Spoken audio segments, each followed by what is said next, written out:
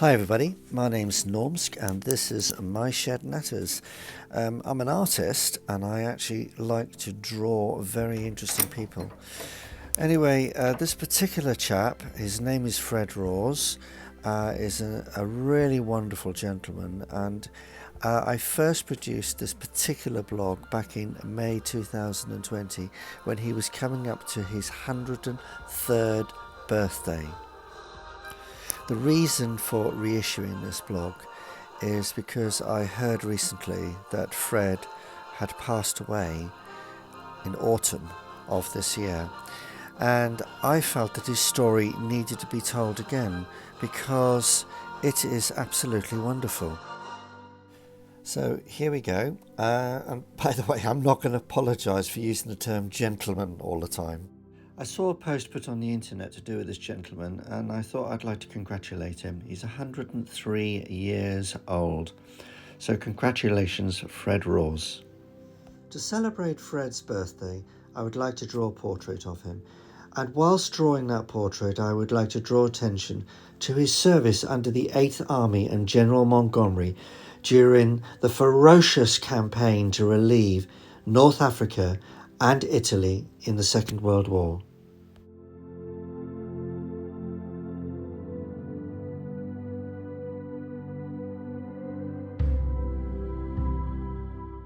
What I liked about the post that I read is that Fred Rawes, at 103 years of age, was offering congratulations to Captain Tom Moore at achieving 100 years of age, plus also giving him encouragement on his endeavours in raising tremendous sums of money for the NHS.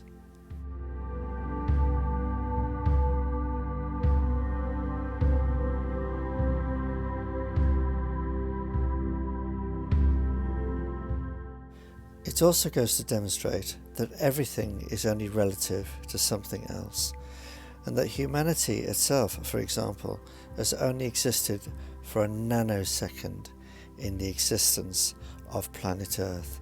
Therefore, humanity needs to look after it. For the purposes of this portrait, I decided to use a 2B pencil.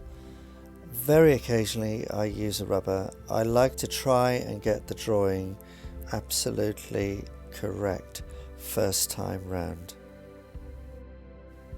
I'm very new to editing films in this particular way, and therefore I'm going to make mistakes, and you will actually see jumps in the film, just like that one there. In producing a portrait like this, I want to ensure that I don't make any mistakes from the start to the finish, and that creates quite a pressure. So I impose that pressure upon myself, and in controlling myself I have to eradicate all other thoughts from my mind, and that I purely relay what I am seeing to my hand as a direct means of communication. If anything tries to distract me, then it is possible that I won't hear it. I will choose not to hear it. It's a little bit like a sportsman that needs to flow naturally to bring out all of his natural abilities. Now, pressing on, as I said earlier, Fred served in the 8th Army, and their flag is a yellow cross on a white background with a blue surround, and I'll show you that in a minute. The 8th Army were very proud of their flag, and it became very prominent during their Africa and Italian campaign. After each campaign, those that served received medals for their valour and bravery. Therefore, I'm actually endeavouring to draw those medals within this portrait, but please forgive me if they are not totally accurate, but I believe that they portray it accurately enough.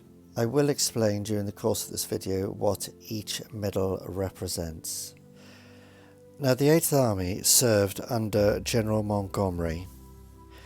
General Montgomery was incredibly influential during the Second World War, and it was he who eventually took the German surrender. In order for the generals and high command to plan and strategize accurately, they had to take accurate information from the front line.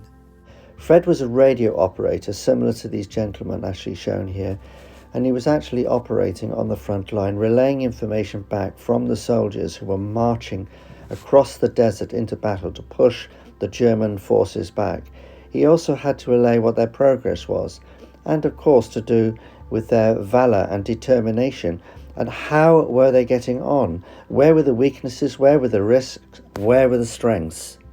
After a hard-fought battle, victory eventually came, and here's a typical photograph of British forces relieving Tripoli.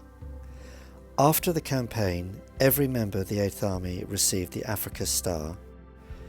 This was to commemorate their victory and their heroic efforts in North Africa. The 8th Army then had to undertake the second campaign, which was the liberation of Italy.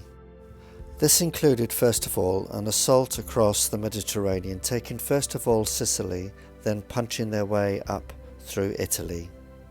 Throughout the whole of this campaign, as in Africa, the front line was supported by the radio operation, relaying back accurate information to the High Command.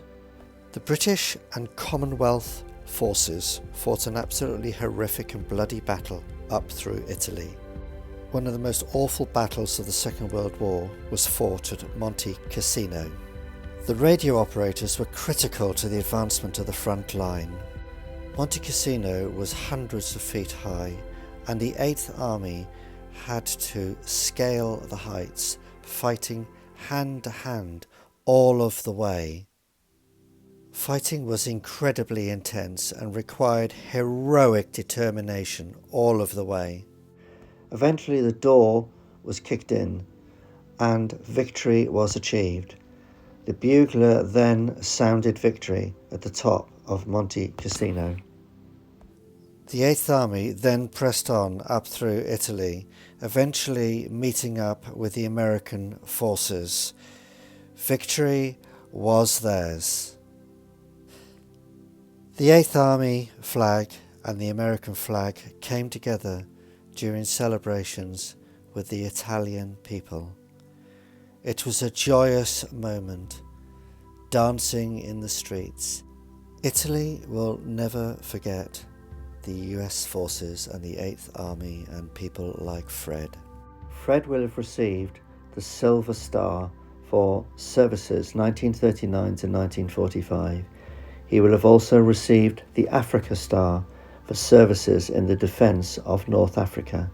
He will have also received the Italy Star for saving Italy from the oppression that they were under. Well done, sir. It's difficult to capture the enormity of what people like Fred have been through in their lives. Fred has lived for 103 years. I've enjoyed doing this portrait, and we salute you, sir. Happy birthday. Your nation is very proud of you.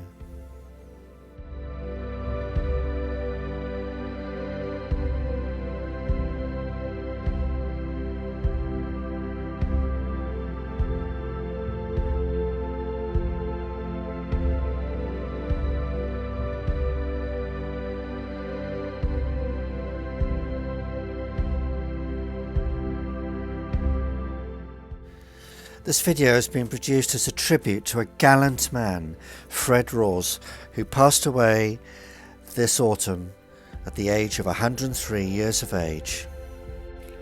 Victory was truly his.